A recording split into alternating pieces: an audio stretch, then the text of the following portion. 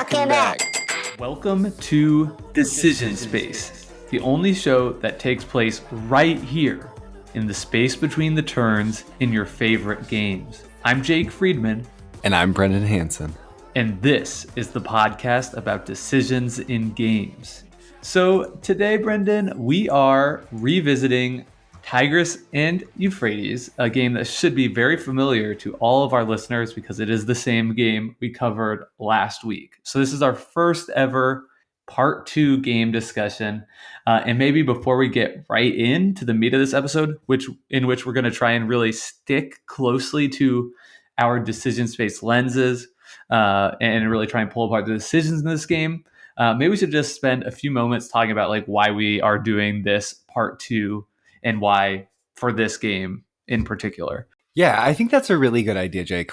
I feel like part of the reason is that Tigris and Euphrates and the decision space is so unique and so, not unique, but compared to most of the games that we cover, there's certainly other classic Euro games that have decision spaces that feel similarly to Tigris and Euphrates. But I think so many of the core tensions that the game is built upon create decision-making moments that are that basically invite players into situations where the right decision really varies. And a lot of the games that we cover, I think, don't have decision points that vary as much as what might be the right decision at a given point in time in a given game based on everything that's happened up to that point, as much as Tigris does, which makes untying the complexity a little bit more difficult. And I think gave us the desire to sort of want to really jump into the boots of Tigris and Euphrates and spend time walking in its shoes. Do you think that speaks to it? That's right. And also, I think another aspect of this game that we mentioned on the last episode is that, it is somewhere between most of the board games that we cover on this show, most of the games we think of as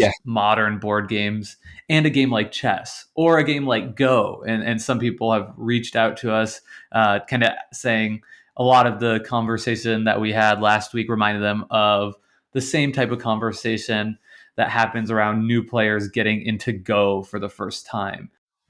Because of the position that Tigris and Euphrates sort of fits in on that spectrum between modern board games and these like really classic abstract games, makes it feel like when we're sitting down to like almost like we're saying like, here's a 1 hour podcast where we're going to talk about all the decisions in chess. Okay. And then we start out and we're like, okay, so you want to like move this pawn here early in the game. And it's like every single thing you would do in chess is so predicated on so much more complexity than simply like moving your pawn forward to the middle square. And I feel like that same thing is happening here in Tigris. Right, where we want to be able to speak definitively about certain decision points in the game or make claims about the systems overall. But that's really difficult when it's tough to feel like an expert in a game of Tigris and Euphrates, even after putting in, playing approaching 50 games for me. And I know a bunch for you and hours spent discussing the game, because this is the sort of game you could devote a lifetime to playing. And I think that you could, if this sort of became your lifestyle game, unpack the decisions forever in a game like chess or Go, which some people in our Discord have sort of posited. I wish that Tigris and Euphrates had this sort of scholarly analysis of decisions in it like chess and Go do. And it seems like a game that is positioned to do that. So I think we felt we wanted to just give it at least an extra hour, dig into the epic decision space of this game. And we are going to do our best to do that. Really short housekeeping note before we dive into that conversation. We're going to skip our normal sort of capsule reviews, slogans, and ratings, which we did on the previous episode. But one thing you should know is next week we're going to be doing our first ever community questions episode where we're answering your questions that you have. If you're listening to this early on after it's been released, there will still be time to get your questions in. So you can do that in our Discord, in our email inbox, on Twitter, and we'll have links to all those spaces in the show notes for this podcast. So Brendan, with that out of the way, should we jump into our actual decision space analysis of this game? Let's do it. Jake, I want to talk to you about the type of decision space. So often when we use discussing the type of decision space that a game has, that sort of lens that we developed in the first year of the show, to talk about, does the decision space wax over the course of the game? Does it grow? Are there more decisions later in a later turn of the game than there are earlier on? Does it wane? Does the decision space shrink as time goes on? Is it dynamic? Is it growing and shrinking, or is it fairly static, staying about the same size as you play? And I think Tigris and Euphrates is a really interesting case study for that lens, because I think based on the board state is waxing. The number of spaces that you could feasibly play your pieces to as the game goes on grows and then shrinks as the board gets cluttered with pieces, right?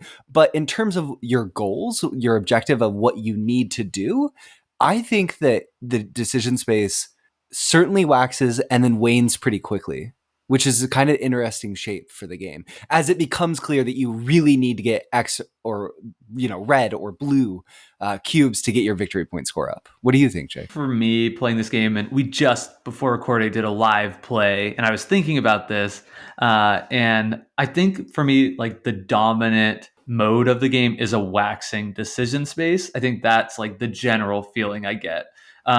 Certainly, as you say, as the board builds out, you just have more options of where to place your pieces, your tiles down onto the board. So that is very clearly a waxing decision space.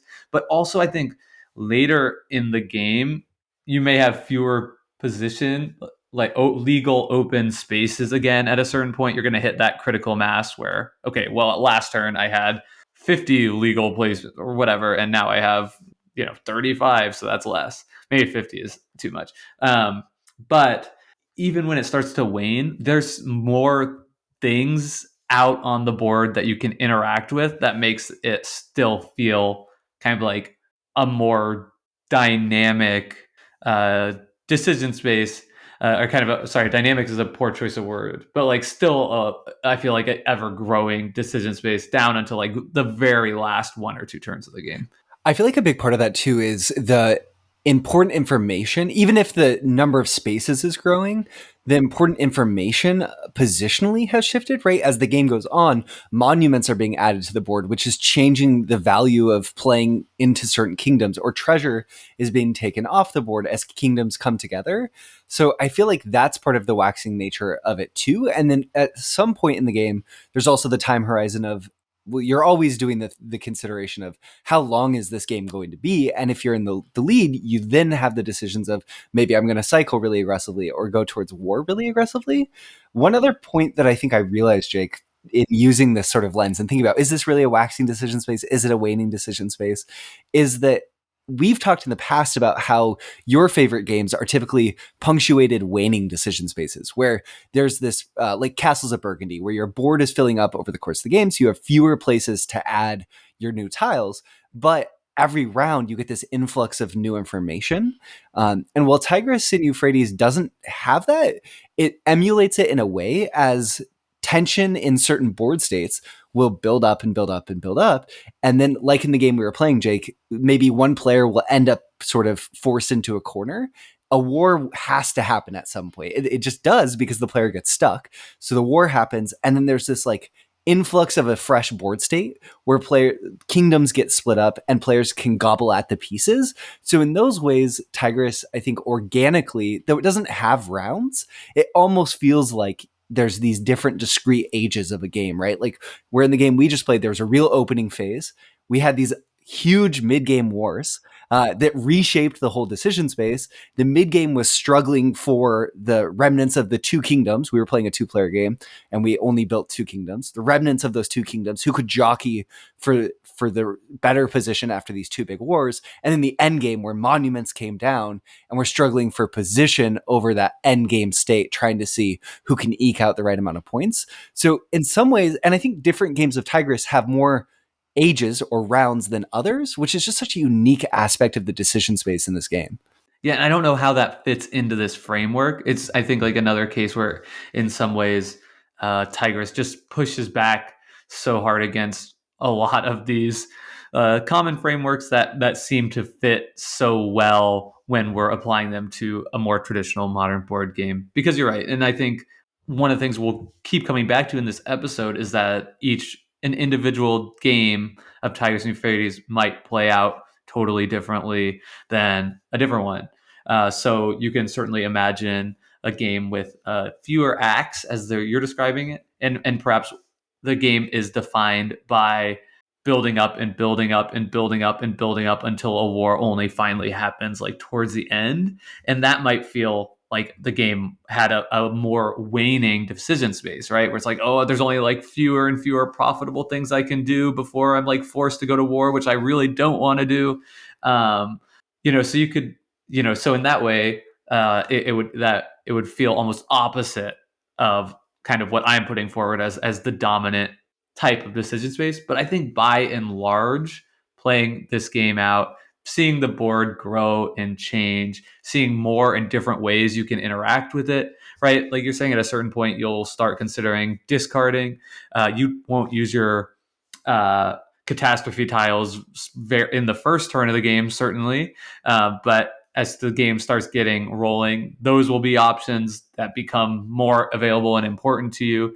Though, of course, that is a waning resource. So that's an important caveat to throw out there, too. But yeah, I agree. To your point, it's an interesting one. I think that, I guess one big distinction that we could make as we leave is I think the board feels waxing. The decision space on the board itself is growing over the course of the game, and that's just by like as a fact, right? There's more tiles coming down, so there are more places that you can place, but a lot of the inputs into what we're going to do on the board, I think, are waning, right? The tiles are decreasing as the game goes on, which is important because if you see a certain color being played more quickly than others, the opportunity of getting those without building monuments to get income from them diminishes, right? If early on a bunch of green hands get discarded, there's only 30 green tiles in the game, so that can give a waning feel towards and the tension that comes along with a waning decision space often. Because all of a sudden you're like, oh gosh, all the green tiles are already out. If someone wants green, they're going to have to build a monument to get them. Or maybe, there's 4 left in the bag or something out of the 30 overall. So I think that the reason why we're struggling a little bit here is it is sort of both. The resources that flow into the decisions are waning, but the decision space on the board is waxing, which is a really interesting combination. Right. And of course, too, maybe towards the end of the game, all you care about is green points. Right. So instead of at the beginning of the game when you're kind of keeping yourself open, trying to score points in all different categories, at the end of the game, if you've got 15 red, 15 blue, 15 black, and 3 points in green, your whole decision space is like, oh dear God, like how can I possibly get any green points this turn? Or plan to get green points in the immediate future. So that could feel like waning as well. And all of these things are going to come back to your choices that you've made thus far in the game. And of course, the collective choices made by the table. So I think, so maybe we call it dynamic. It can be anything. Yeah. I think that actually probably does fit it pretty specifically, as players can end up in positions where they really don't have decisions, right? They're in a position where they have to be getting red points. The only way to get red points is by placing red tiles down onto the board. There's no monuments out. They don't have a way they could feasibly build monuments. I guess you're discarding your tiles to try to get red tiles. And that's just the way that the game state can go sometimes. I don't know. What do you think about the feel of the size of the decision space here, Jake? Because I think it's just massive, right? This is a huge decision space in terms of breadth and depth. There's just a lot going on. Yeah, I definitely, and I don't want to like linger too long here because I think like a lot of what we did in the last episode is sort of talking about in very like general terms, like the feel and clarity of the decision space. And I think like what we can say about that here is that it is something that really changes the more you become familiar with the game. Yeah. I think the experience of a newer player could be very often just like, I'm just putting down tiles to get points in different colors and like not able to see much beyond that. And that makes the decision space feel like can feel like relatively small. Mm-hmm. But the more you become experienced with the game, the more you realize the actual variety of options you have in any given turn. I do tend to agree with you that once, played with experienced players, it's a large decision space game, like Go, like chess. If we're saying it's close to that spectrum of games, I think that is inherently saying something about the decision space being large. One thing that I think emphasizes this point, and then I agree we should move on too, is just as many games as we've played now, I feel like I only know enough to know I don't know that much about the game or certain aspects of it, like the tile placement aspect and how where you place certain colors of tiles based on the kingdoms that are built on the board and where leaders are really, really matters. And I try to take it into account as much as possible, but I know there's so much more that I could be doing factoring those decisions into my play. And that for me is one of the real fun things about the game. For sure. Yeah. A lot of people kind of responding to the last episode where I was saying, like, it's really frustrating as a new player because you fight all these wars and then you're devastated for the whole game. They're like, well, that's because you're like building your kingdoms wrong. Like, you should be considering, the structure of your kingdom so that when you do lose a war, you're not completely blowing up everything that you've done so far. And it's like, oh, yeah, like I hadn't thought about that at all. Like, I should probably like consider that, which, is a great point by them, and also speaks to, like, as a new person, you're just fumbling through this thing for a while. Totally. And I think that point explicitly plays into maybe what we could pivot to here in the conversation, which is the tension in the terms of the decision space between the dual end conditions, right? And how it creates this. And what I'm saying here is the game can end when there's 2 out of the 10 treasures are left on the board, or when the tiles run out. So early game, and we experienced this in the 2-player game that we just played, there's this really intense pressure to get out and spread your kingdoms out to try to snatch up treasures as they're quickly accessible in nearby positions. And the reason for that is because treasure cubes are just always amazing. Those points are so valuable because they give you flexibility, and an inflexible system like Tigris and Euphrates, where you don't always have the agency to pursue the type of points that you want, having the cushion of those wild points is such a massive benefit. So it pushes players to spread their kingdoms out, to spread thin and play aggressively and move across the board. But by doing that, you create these thin kingdoms, these narrow kingdoms, which themselves then are vulnerable to both catastrophe tiles, which can break them into these sort of smaller, disparate kingdoms.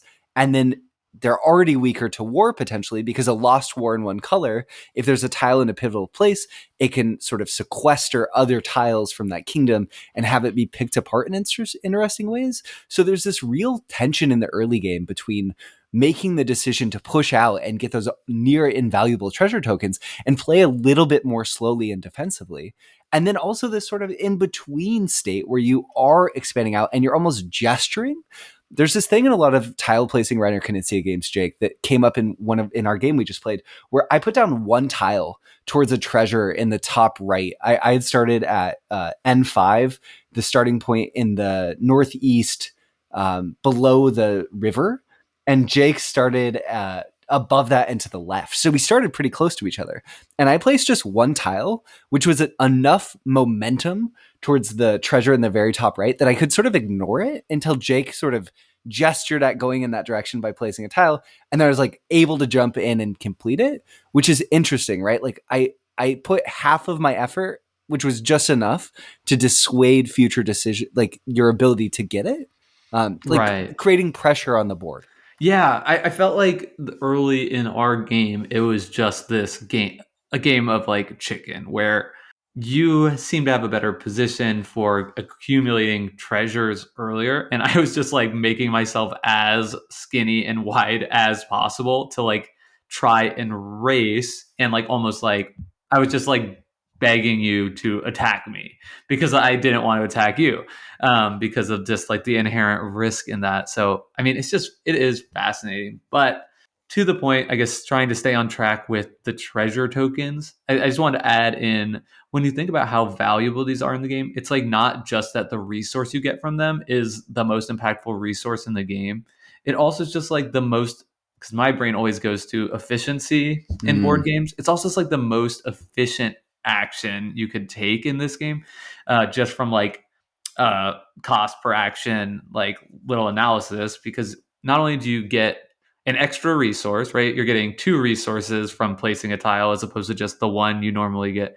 But you're also getting the crazy powerful wild resource. But you're also adding an extra red to your kingdom. So it's like you're really getting like 3x for doing that. So yeah, I mean the incentive is so huge to go for these tiles, especially early on in the game for all of those reasons. And it creates that situation, I think, that we found ours that's probably pretty typical, though you can't ever say anything definitively is typical in this game, where you're either going to be racing for these treasures and or setting yourself to make a profitable attack on somebody who is. And one of the real risks in terms of the decisions there too is the treasures are always going to be useful unless pursuing them means you end up in a war that puts you far enough behind that the treasures you fall behind enough that the lead can't be made up, right, by the benefit of where you come back. Which is, it's, yeah, I don't know. That tension is really good. And I think it factors into all the decisions in the game. Another instance here is the monuments, which I think early on, it's very risky to build monuments, especially if you're building in your own kingdom, right? Because you're taking tiles that potentially represent your ability to dissuade people from coming to war at you, flipping them over, losing them. So you're much more vulnerable to wars, to trade in for future income that someone could come and just snatch up. But at the same time, if you can manage to have a position where you hold a monument for 3 or 4 or 5 turns, that all of a sudden becomes the most efficient action in the game, period, because you just got 5 free points. And if you did that in 2 colors, that's equal to like, so that'd be 10 points, which is equal to 5 turns of placing tiles. So it's like having 5 extra turns of placing tiles in those colors, which itself is so huge. And then whether or not that makes sense not only depends on if people are going to fight wars with you, but also how long the game is going to be. Because if it ends quickly because of spreading out from treasures, maybe the monument plays don't make a lot of sense. They get snatched up through war. So that's really the tension that the decisions exist in, right? And figuring out how to untie that whole knot really is the game and the puzzle you're constantly trying to solve. Right. And in each of those things too, right? It's, I think when you think about the core of this game, it comes back to timing, right? It's timing when to be going for those treasures, timing when to be starting wars, and timing when it's worth it to get the monument. Yep. And because timing is so key, I think it kind of brings us back into a conversation about tempo here as well. Because as you say, right, you can almost create like little tiny tempo gates here, like you said, by just making one step towards a treasure. Okay, that makes it so you're ahead there, and your opponent has to be, based on the situation, has to be like really careful about continuing in that way, trying to race you to it. Similarly, if you're building a monument and you put 3 monument tiles down, that almost and just leave it there for a turn, like that could almost force your opponent to take an off tempo play to just fill it in with an odd color, just to prevent that. And that was something that I considered doing in our play when you were going for that monument sort of in the bottom left of the board. I really thought about just spending one turn of just like, I'm just going to stick a tile in there just to mess with you. And I didn't do it. But in hindsight, I think that I definitely should have, because you were just able to get so many points off of that monument just sitting there. So this is a strategic consideration that's developed in a lot of the games that I've been playing with people in the Decision Space Discord, which is I fell behind in the mid game. So what Jake is talking about is I ran away to a corner of the board really far away. He knocked my leaders off the board, and I really needed black and blue points. So I put my black leader down in a corner and built a monument in this tiny little kingdom. The kingdom was just a red tile and my black and blue leaders and a monument. And that gave me enough income to get back. And Jake saying, I should have just blocked the potential to even make that. And I think that plays like that are so cool, right? Because it's a way that you're interacting with the systems. You basically would have given me like, oh, here's a green point, Brendan. But you would have, by blocking, my black leader was there. So its power is that I get points for whatever tile is placed there. Jake gives me 1 green point, but takes away the potential to get what ended up being like 6 black and blue points. And I think that for me, Jake, those sorts of decisions are what make Tigris and Euphrates so interesting. There was another similar one, which I wasn't able to do it, but when Jake was really expanding, I had already gotten all 4 of my leaders down on the board. And sometimes in games of Tigris and Euphrates, your leaders are commingling with other players' leaders in different kingdoms. And the way our board state developed, Jake and I basically had a kingdom to ourselves. And he was expanding out, but he hadn't placed many green tiles yet. So he was trying to get out to this treasure in the top left of the board without a lot of green. So I considered maybe moving my green leader such that if he connected the two kingdoms, he'd force a war. And if I had had a bunch of green tiles in my hand, maybe that would have dissuaded him enough. And or if he had taken the risk and gone for it, it would have cleaned his leader off the board and cost him a lot in tempo and gained me a treasure. So I think for me, what really sets Tigris and Euphrates decision space apart, and I said this a little bit in the past episode, but just reflecting as on the games as we played and some of the plays that we're discussing now, is the potential for these sort of creative plays where you've never considered like, oh, I can interact with the system in this way until the board state becomes just perfect. And then you do it. And I think that if we pursued this game and played it, 500 times, certain tactics I think would become named, and you would have this idea of like, this is the time to do that monument rush where you just like flee to the corner and build a monument and blocking them in some ways. And there's ways, because of the passive pressure that you can create between things, to make it such that you're forcing your opponent into a decision between picking their poison in terms of how they want to interact with you, which I think is sort of the next level of decisions, right? Like half committing towards two good paths, and then it puts your opponent in a position to disrupt only one of them.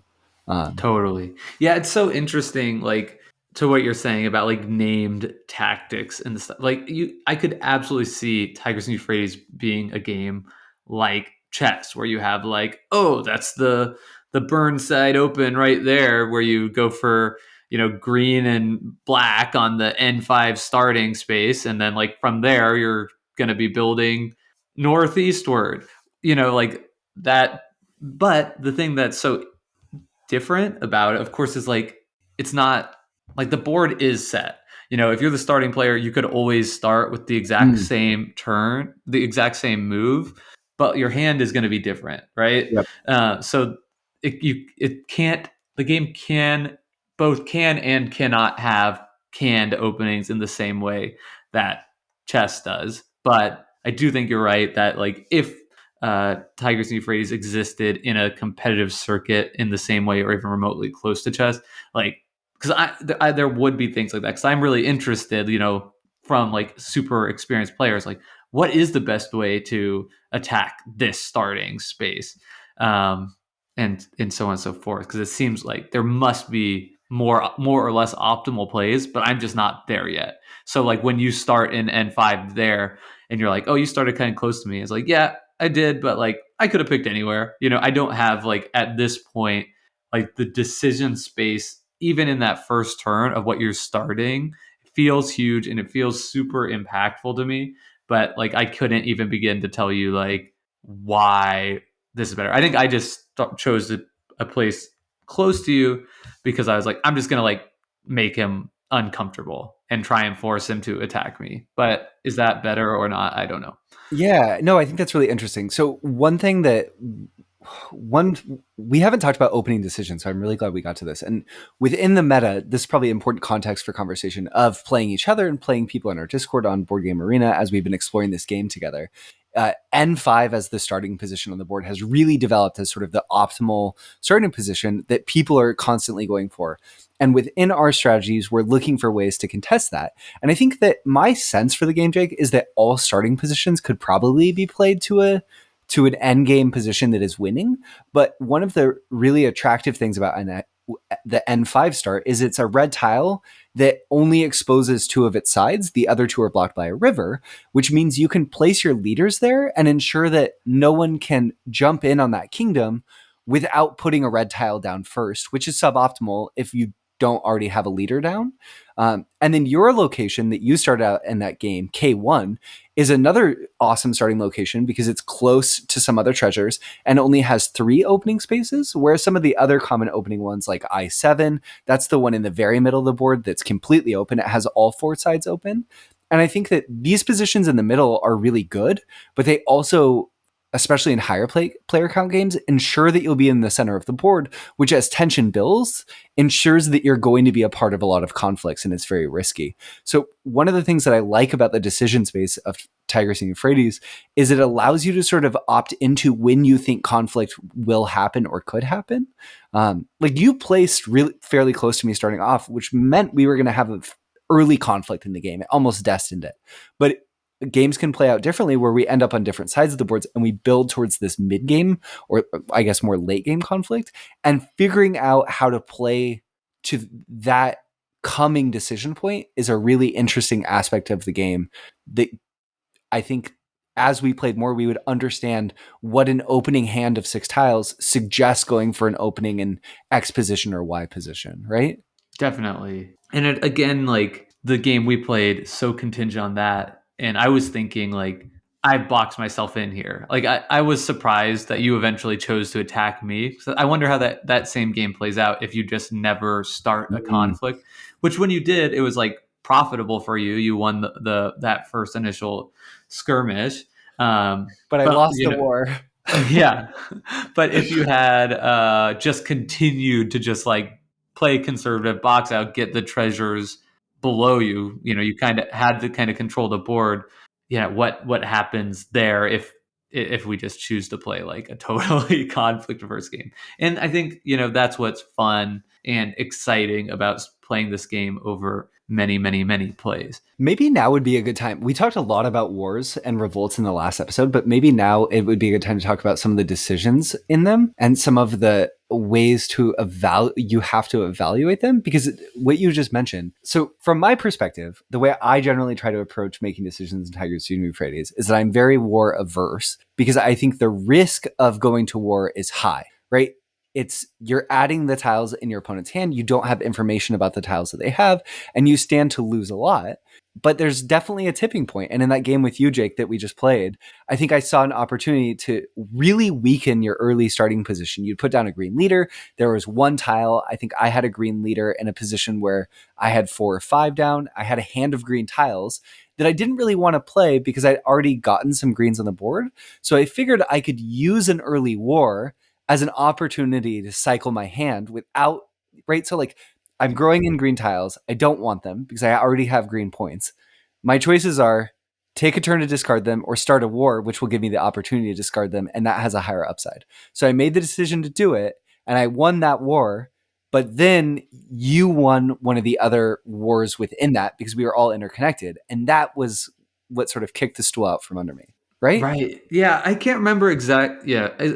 I feel like you won 2 wars there and knocked 2 of my people out. And this is where I get like my inexperience of the game isn't clear because it seemed like a very good move for you. I was like, dang it, that's really bad for me. Yeah. But by doing that, somehow it like kind of opened up things for me in a way I can't explain.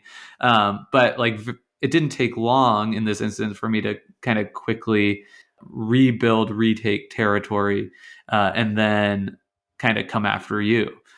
I feel like part of it was that, so to pull off that play, because Jake had built his kingdom to be really narrow as he pursued those treasures early. It's just a snake. It was like a 1 by X kingdom across the whole top of the board. Yeah. Which left you open to me playing a catastrophe tile, breaking it into pieces, and then creating this really opportunistic war where I could gobble you up, right? So I did that. And I even said to Jake at the time, this feels like a really mean play, but I'm going to do it because it feels the most optimal. So I do it. And I'm very averse also to giving up my catastrophe tiles early on. Maybe that is the advantage, was you just didn't get enough for your catastrophe tile. Yeah. Exactly. And that's the question, right? You only have 2. What value are you creating by using this catastrophe tile that has the greatest agency impact of plays potentially in the entire game? You only get 2 of them. And I think that the answer is that I played those down, but then you took a risk and you played your next 2 catastrophe tiles back to back, your only 2, back to back really quickly. And you were able to come out of that mid-game war in a position where you gained so much. You kicked 3 of my leaders off the board. And everything was connected into a greater kingdom at that point, such that it made it way harder for me to use my one catastrophe tile to do something similar back to you. So you basically you time the catastrophes on how the kingdoms on the board would combine and figured out the right decision and moment to spend those, and you just got a way bigger payout in the end, right? Yeah, and I think that was probably like my coolest moment play that I've done in Tigers and Euphrates so far, and it also speaks to the decisions you make in wars. And I think this was also something that was really difficult for me to wrap my head around playing the game first. Is like the sequencing that happens in wars, where it's actually when two kingdoms come together, right? You proceed with wars of all the leaders that are sharing a color now, right? So there's two blue leaders, two red leaders, two green leaders. They all theoretically will do wars, but as the attacking player, you get to pick the order, which is a huge advantage.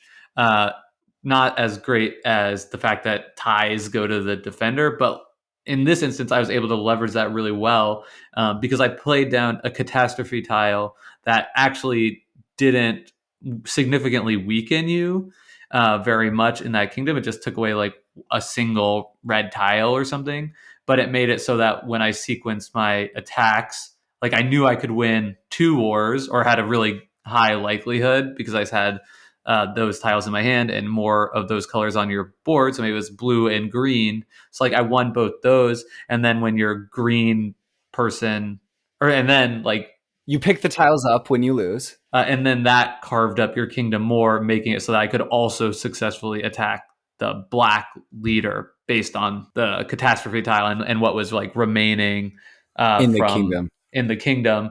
And then that ended the conflict at that point because that one was gone. So I didn't even have to proceed with fighting with red, which would have been the biggest risk to me.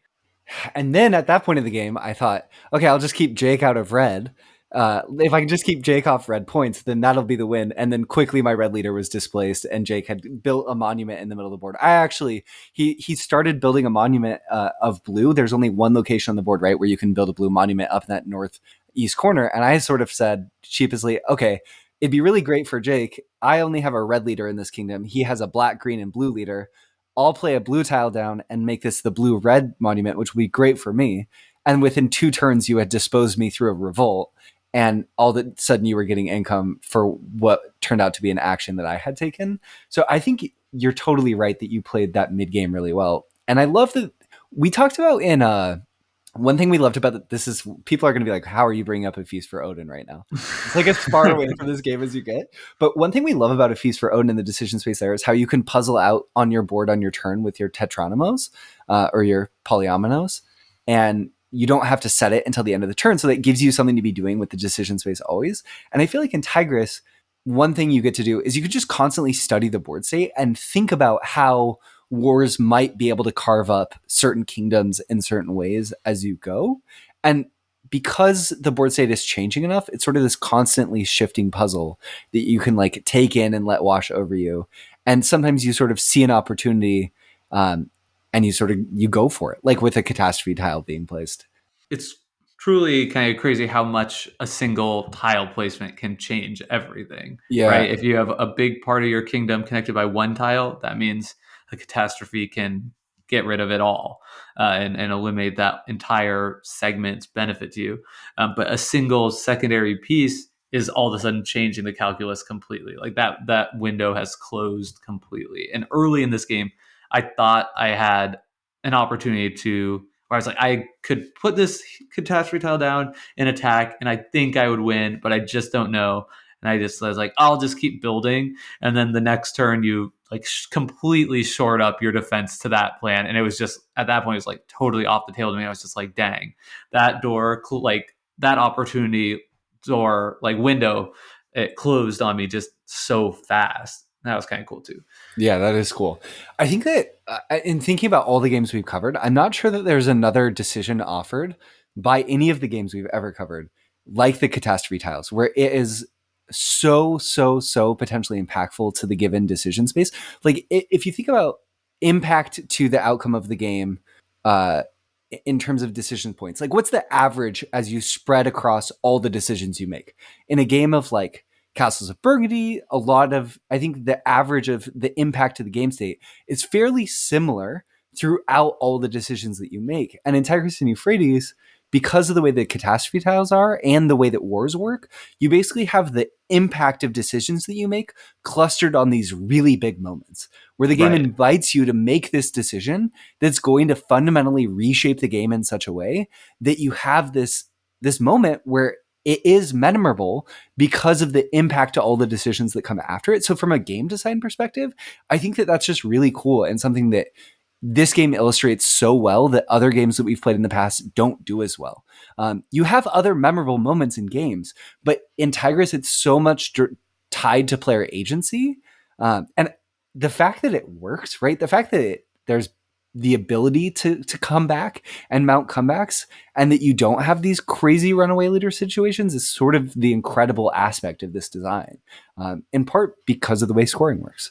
Right. Yeah, it's interesting. I really belabored the point that like wars can feel incredibly punishing and impactful in the entire decision space. And I still believe that, one mistimed war, especially in a multiplayer game or a big loss can really, if not totally knock you out of contention, like make it very, very, very difficult for you to claw back. Again, it's kind of like I want to use the analogy of like chess, right? Where it maybe losing a war isn't like throwing away your queen, but it's like throwing away like a rook or a bishop or an important piece. It's like, okay, I've just made my job a lot harder here.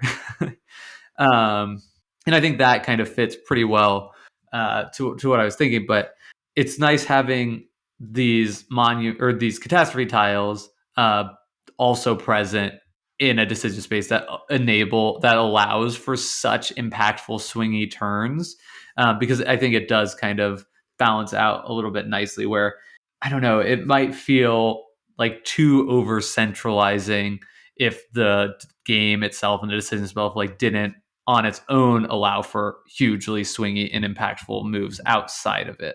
But yeah, I'm trying to think of other things like it. I mean, maybe there's some games that have like one time powers, like, oh, you can use this only once, like use it right. I feel like I've heard about that, but none are really springing to mind that manifest in the same way as the catastrophe tiles in Tigris. One interesting thing about it too is it creates this tension that's sort of inverse what I've seen in some of the later tiling games from Reiner Knizia. So Babylonia, Jake, has this mechanism. In Tigris and Euphrates, you can only ever play 2 tiles on a turn, period. No way around it, Yeah, right? it's it's so That's, annoying. that Like just is what so it is. sometimes, like, man, if I could just put 3 tiles down, it'd be so good for me. Right. If you could play more tiles, right, then you have a greater ability to impact what happens in the future. But the catastrophe tile is kind of about undoing the impacts of what's already been done, which is a really interesting way to interact with the game that's harder. I think we don't experience that in a lot of decision spaces as much because I think we typically play more conflict averse games that are afraid of undoing. And this undoes in such a specific way. Whereas a lot of other, like Babylonia, Jake, has this mechanism where you can play, you either play 2 tiles a turn or as many farmers as you have. So in that game, you're not undoing progress. You're just creating moments where you run really far ahead, right? If I have 5 farmers and I can farmer rush to the board, all of a sudden I've like barfed my farmers across the land. And that's really reshaped what will happen.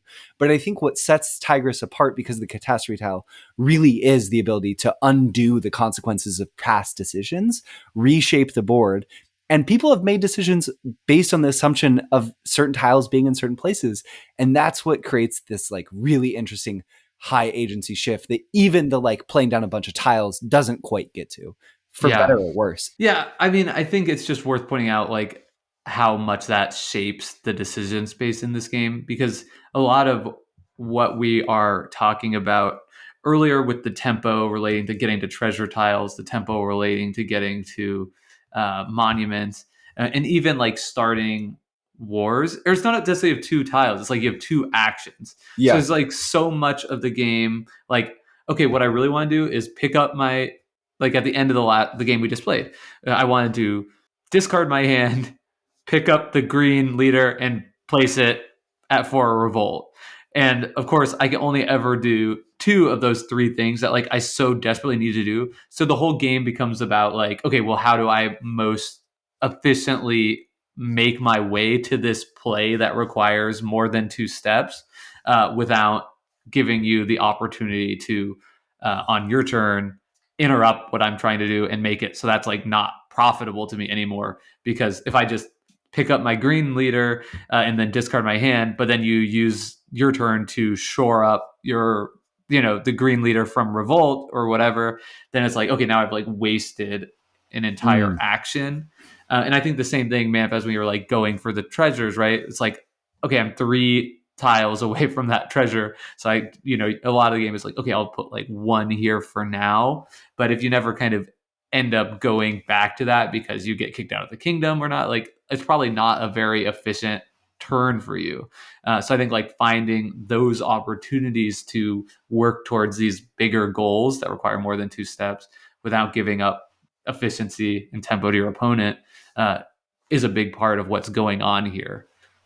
I feel like this is the point where it most naturally fits to talk about what we were talking about some in following up after last episode too, which is that these are the aspects that make Tigris and Euphrates a risk management game, right? Ultimately, because you can only ever, by placing tiles, get 2 points in 2 colors a turn.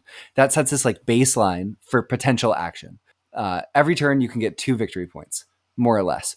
Not necessarily points that matter if it's in colors that you don't have, but it dangles those carrots of, but if you put down a monument, all of a sudden the efficiency of your turns spikes potentially, because if you have a monument in 2 colors that you have, all of a sudden you're getting 4 points a turn, or add another one, all of a sudden you're getting 6 points a turn, or add another one, right?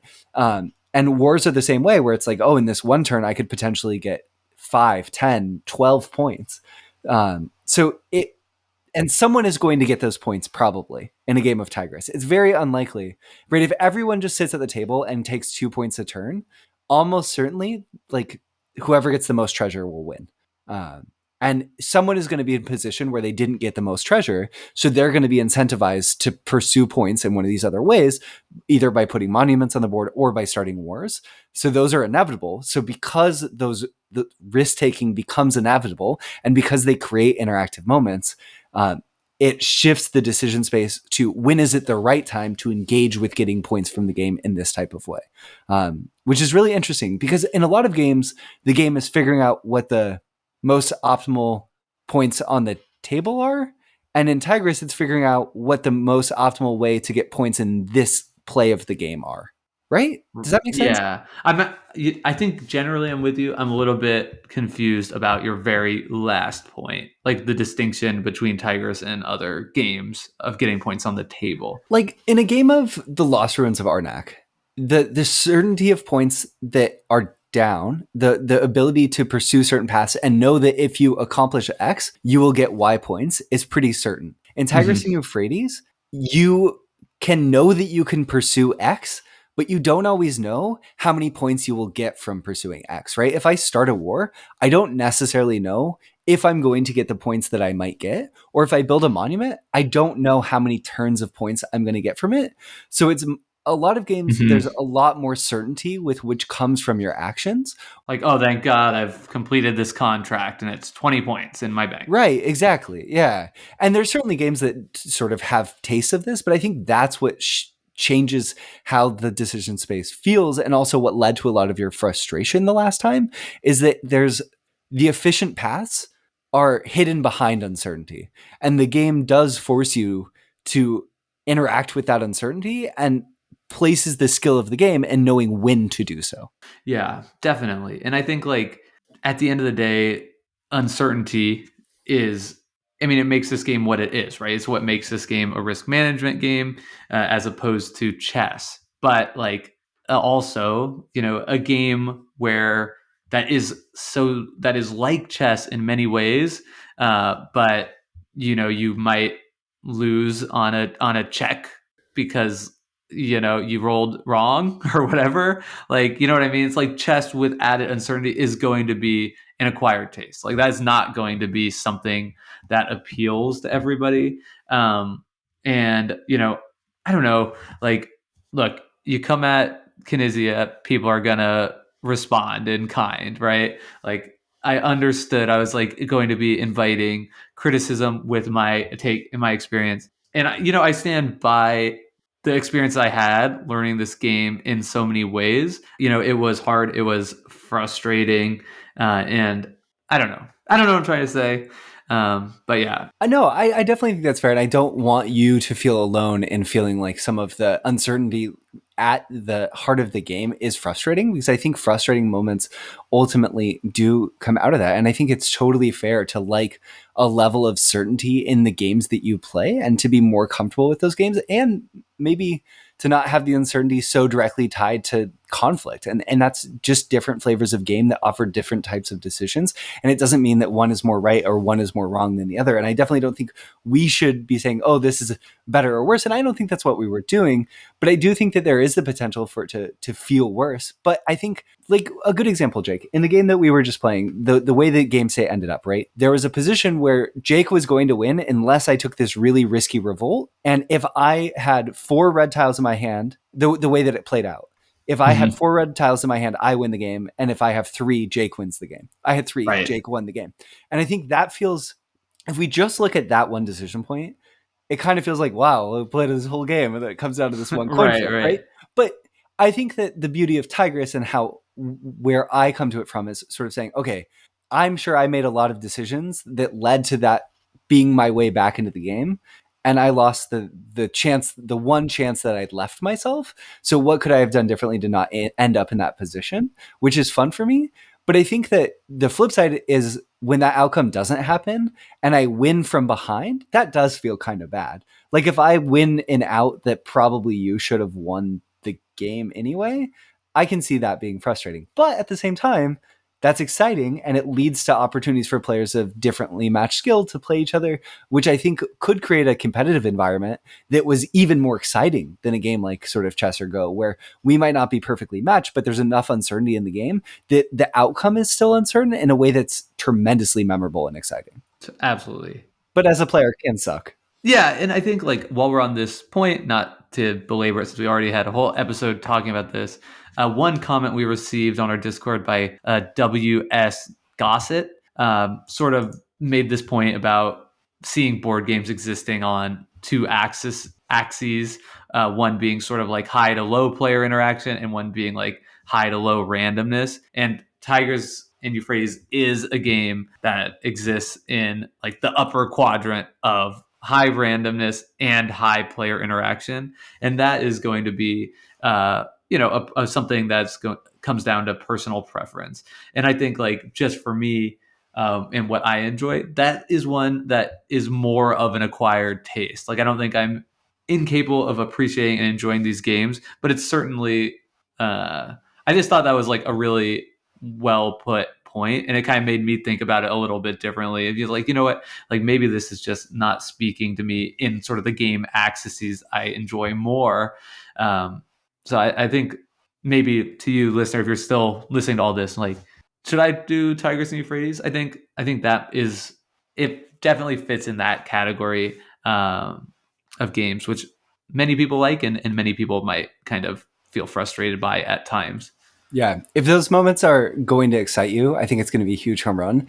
And if those moments are going to make you feel like your time was wasted or not respected by the game, then probably run in a different direction.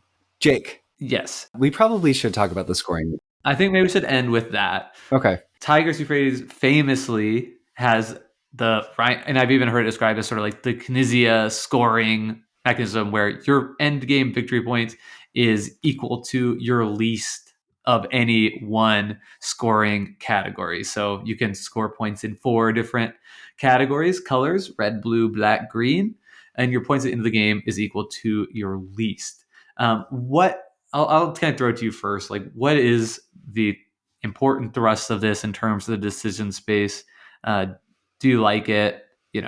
What are your thoughts? I feel like the important thrust of this is that it forces you to make moves that you otherwise wouldn't make if your points were just your points across the board, right? Because you can find yourself in positions where you have to pursue a certain color. So that could mean I have to go for a monument in this way, or I have to take a risk on this war, which I really like because it kind of this system creates emergent and variable objectives within the decision space, right? Where I can interact in with my points and in a way where I can sort of say, okay, I need to be doing this at this point in the game because I have to shore this up. It kind of signposts organically what my next objectives are because I can look at all of my points, compare them, and say, priority number one is getting more green points because I'm the lowest in green. And I like that it sort of guides you through the decisions in the game, which could otherwise be even more massive by giving you this easy heuristic of how do I get points? What do you think?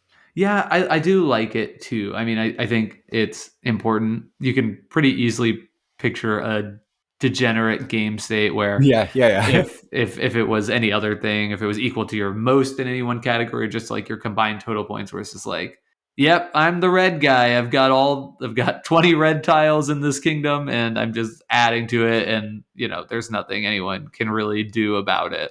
Um, so that would be very bad. So I do think it is necessary for that. I think it also is something that just like makes the decision space itself a little bit fuzzier and just adds to sort of the mental bandwidth required to map out sequences in the game. Yeah. Where even at the end of our game, we're playing online, so Board Game Arena is helping us track all our scoring. Um, it's it kind of feels a little tricky to be like, okay, so I've got 10 in this, 11 in this, 10 in this, 15 in this. I'm getting two red, or I'm getting a red, a blue, and a black at the end of my point from the monuments, and I've got the 3 gold. So like, wait, how many points do I have exactly, and what should I be going for? You know what I mean? Like it just adds that like complexity. And I have not played this game in person on the table, but I imagine if I'm just like looking at cubes in front of me, it could add a lot of like, like where's my like abacus so I could like count these things up. Um, so yeah, I think like that element of it actually, perhaps it sounds so easy and straightforward, but I think the actual thrust of it is to make it like a little bit, like I do think that is something that makes this game actually seem like feel and actually be a little bit less approachable Mm. um, than a more traditional scoring system. And I think that was kind of a surprise to me and unexpected to me in learning this game, because like if it's a rule you can explain in 1 second or 5 seconds or whatever, you'd think that, okay, well, that's going to be like pretty straightforward in practice. But I think it actually is more complex than that, which is good for creating an interesting decision space. And it's also just kind of like a little bit of it. I don't want to oversell. It's not like it's impossible to figure out how many points you have, but it's definitely something that kind of adds what I would say like is a surprising complexity to this game. I think a big part of that too is why Knizia decided to have the scoring be hidden in the game. And obviously, you can play this game with open scoring. That is a variant. Oftentimes, when Jake and I were playing online, we would play with open scoring because it's easier to understand the consequence of your decisions. But I think it necessitates that in a lot of ways. And one of the sort of enduring things about the game that I think most people find frustrating, and that I find a little bit frustrating too, is that it's a open information game with closed scoring. And Knizia, especially in some of his 90s games, sort of relied on trackable information that if you track the game kind of loosens a little bit at the seams. And it wouldn't here. You can make informed, interesting, meaningful decisions. It's great when you know what everyone's score is, but the upkeep of doing that in real time would just suck. So it just sort of says, just don't worry about it, which I like. I don't mind. But I think it strips away a tiny bit of the elegance to the point that I like the game with open information slightly more. Yeah, I think it's interesting too in when you talk about like player counts, because at 2 players, I really appreciated it. Yeah. Just being open, like it's so like a 2 player game is always going to be like I mean, it's zero, not so zero sum, just zero sum. Yeah. And so it's nice to like okay, we're having a zero sum game. Let's just like have it.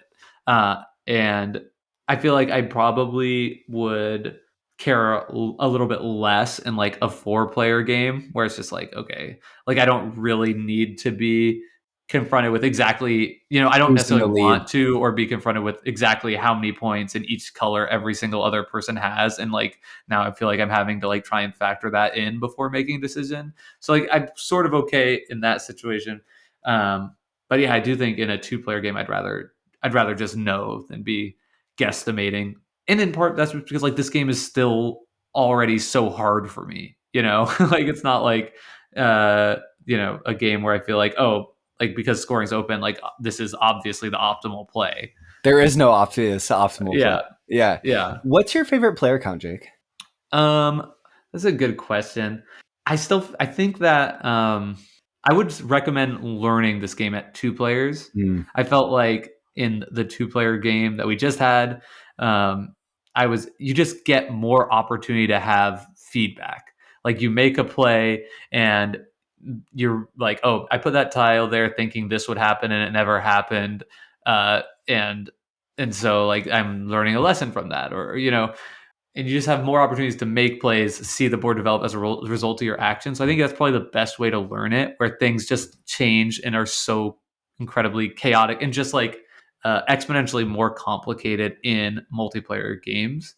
I also think that in multiplayer games, that's where like a lot of the frustration I felt like, where I feel like, oh man, when I'm down, I'm getting like beat upon. I think that's also like in a 2 player game, it's like, yeah, that makes sense. Like, of course, your opponent's going to be going for you because it's zero sum, and that's what I signed up for.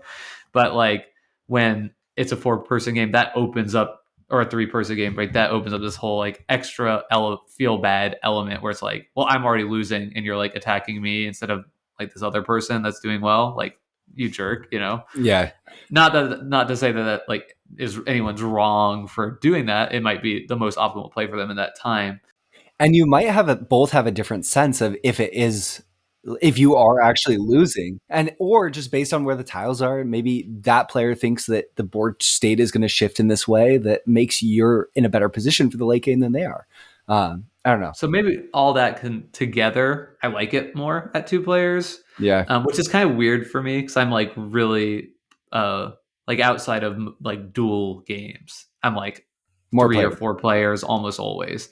So there's another one, defying expectations in that way as well. What about you?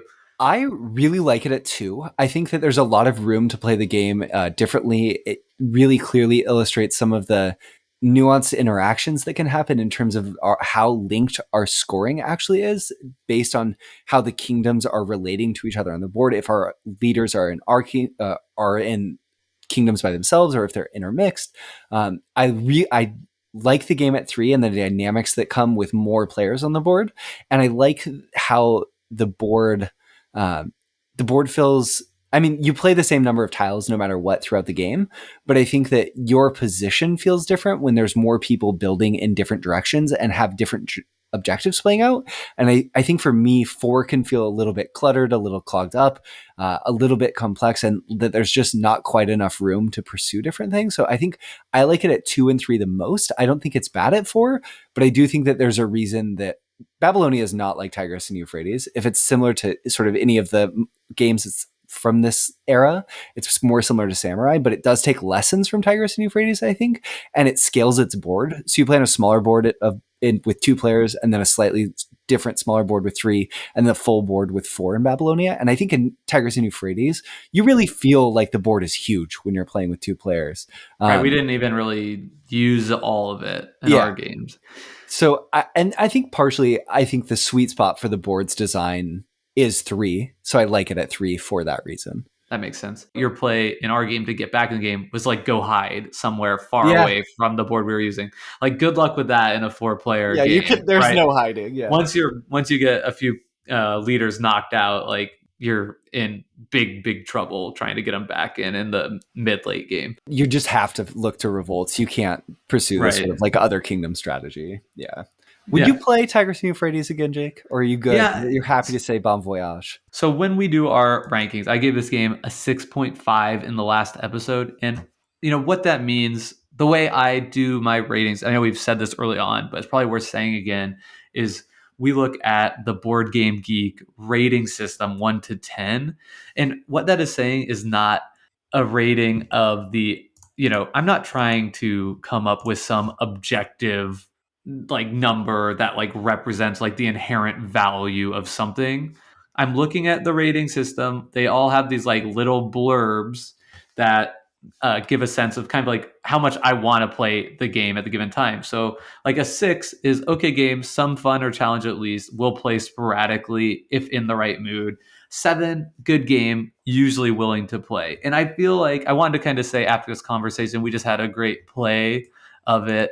I kind of wanted to be like, all right, you know what? I'm going to bump my score up to a 7. But like looking at that, I really feel like right in between those two things, like I do think it's a good game, and I think it's something that I'll play like sporadically if I'm in the right mood. And that to me, that's right between 6 and a 7. So definitely I'll play it again, and I wouldn't be surprised if this game grows on me. I think sporadically will mean like I'm only playing it live from now on. I think the async nature of many of our plays, uh, it was a big part of the frustration for me, and also just like made it so much harder to like learn things about the game, which perhaps made me feel like, okay, I'm in this like purgatory of being a new player and not really improving. And so like I'm constantly, getting beat down and beat down and beat down forever. Totally. So yeah, I think, to answer your question, yeah, that's where I'm at with it. But I'm so glad that so many people are passionate supporters and continue to love this game after, more than 20 years. I feel like my closing thoughts are, I think that if there's one thing that someone takes away from this podcast, I hope that it would be that in my mind, the enduring legacy of Tigris and Euphrates is the potential for creativity and expressive plays to come through in a game that looks like a simple abstract, and that its decision space is one that will continue to reward as much as it might frustrate. And that the real triumph of the game is the way that it interlocks objectives and creates a dynamic objective decision space that shifts how players engage with the game every single time they play. Awesome. Well, I think we did it. Our we first did it. ever two-parter. This was a big challenge to do this game. I feel proud. I feel glad that we gave this game its fair due. I hope you do as well. And I hope that everyone listening enjoyed. As always, let us know what we got right, what we got wrong. And you can reach us on our Discord. Link is in the description. That's our online chat room where we're always hanging out. On Twitter at DecisionSPA. Brendan's at BurnsideBH. I'm at Jake Freed, or Gmail at decisionspa@gmail.com. Next week, community questions. It's going to be so much fun. Get those questions in now if you want to be concluded. And thank you so much to everyone that already has submitted questions. And in 2 weeks, Sushi Go. That's not a joke. We're really doing it. Okay. Have a good week, y'all. All right. Finally, a good game. Oh, no. Bye.